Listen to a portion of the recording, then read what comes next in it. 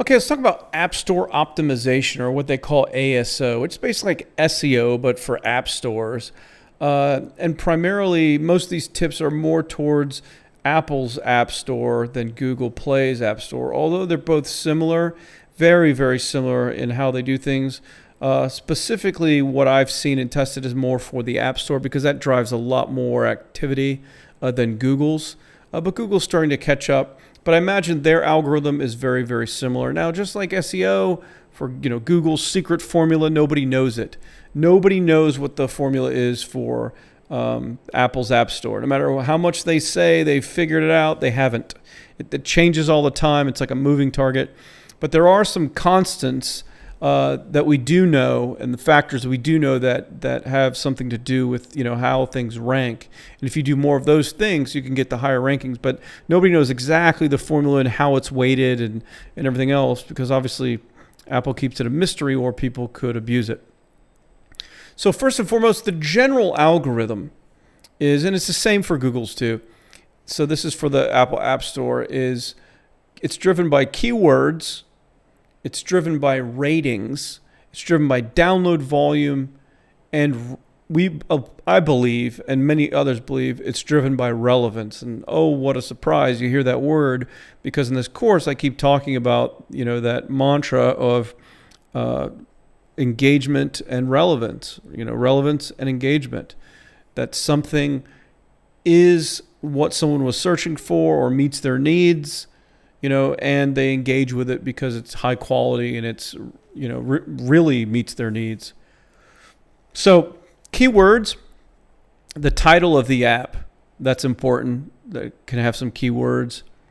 The ratings are the reviews, but it's not necessarily the number of reviews, although that is important as well in the App Store. We briefly talked about, the podcasting directory.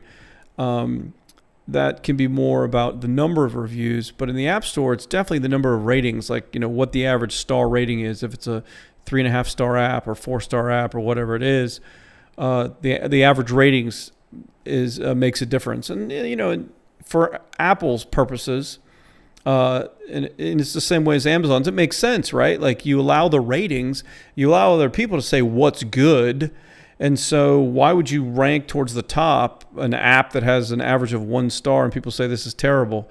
You want the cream to rise to the top, so to speak. So ratings matter. Download volume matters. How much an app is getting downloaded. And so they assume it's because word of mouth, publicity, all these other factors, that if an app is getting downloaded a lot, it's because it's good, which isn't always the truth, but that's at least their thinking behind the algorithmic part of that, is that volume is a vote towards high quality.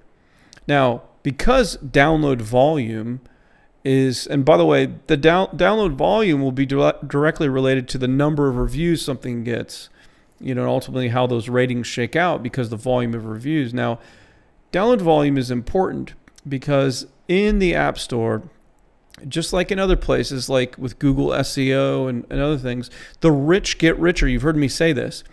So, when someone gets ranked number 1 in Google or gets ranked very high, they're getting more of the clicks, they're getting more of the traffic, and they're getting more links, that people that link to them as a resource, because that's what they found right away when they look for something. So if someone's writing a blog article, they're doing research on whatever, podcast directory listings. They may find, whatever they find on that first page is probably what they're going to link to in their article when they say, here are other directories. And so by doing that, the rich get richer. The person at the top stays at the top because people see them, people link to them, everything else. Well, apps are the same way. When apps rank the highest, they get more volume and downloads. Well, when they get more downloads and volume, it makes them rank higher. So it's this repeated cycle of the rich get richer. And so it's important to rank high and keep yourself kind of ranked high, because you get rewarded with the volume. It's just like the charting process for the App Store. The top 50 apps end up getting the lion's share of downloads because the top charts and everything else are shown right there in the App Store. When someone goes to look for new apps, people typically just go right to the top 50 or top 25 and look at the charts. Well, the ads that are in the charts, the apps that are in the charts are going to get more downloads because they're in the charts. Well, when they get more downloads, it's going to improve their rankings for the apps themselves, but it also improves their charting. It can drive more downloads, which then boosts them up the charts.